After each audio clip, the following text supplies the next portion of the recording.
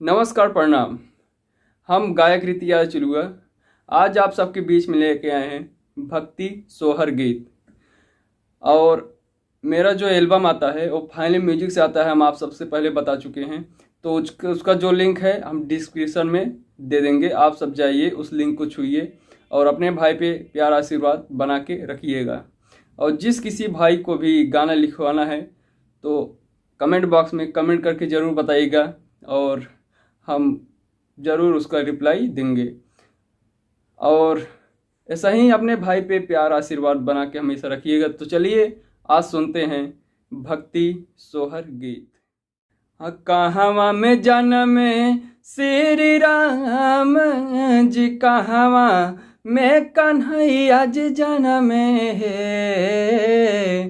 कहवा में जन्मे श्री राम जी, कहवा में कन्हैया जी जन्मे है। लालाना कहवा में जन्मे हनुमान जी, तीनों घरवा सोहर हो लाए। ये लालाना कहवा में जन्मे हनुमान जी, तीनों घरवा सोहर हो लाए। अयोध्या में जन्मे श्री राम जी, मथुरा में कन्हैया जी जन्मे है। अयोध्या में जन्मे श्री राम जी, मथुरा में कन्हैया जी जन्मे है।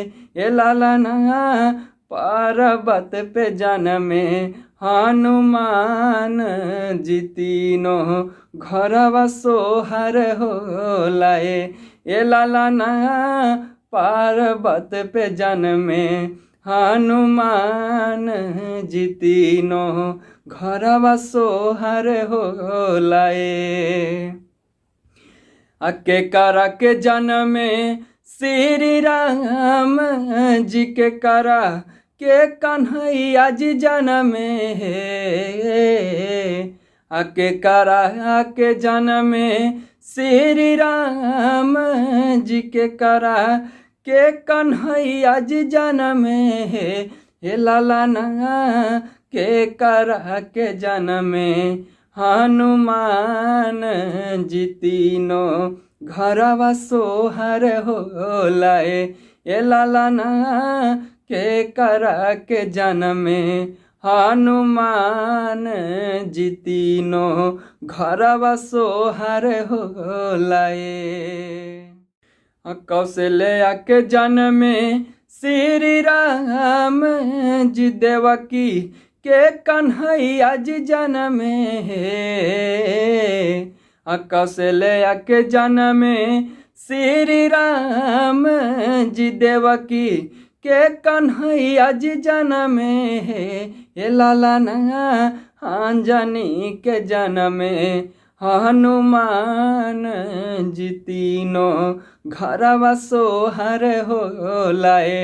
ये लालाना अंजनी के जन्मे हनुमान जी, तीनों घरवा सोहर हो लाए। ये लालाना अंजनी के जन्मे हनुमान जी, तीनों घरवा सोहर हो लाए। ये लालाना अंजनी के जन्मे हनुमान जी, तीनों घरवा सोहर हो लाए। ये लालाना अंजनी के जन्मे हनुमान जी, तीनों घरवा सोहर हो लाए।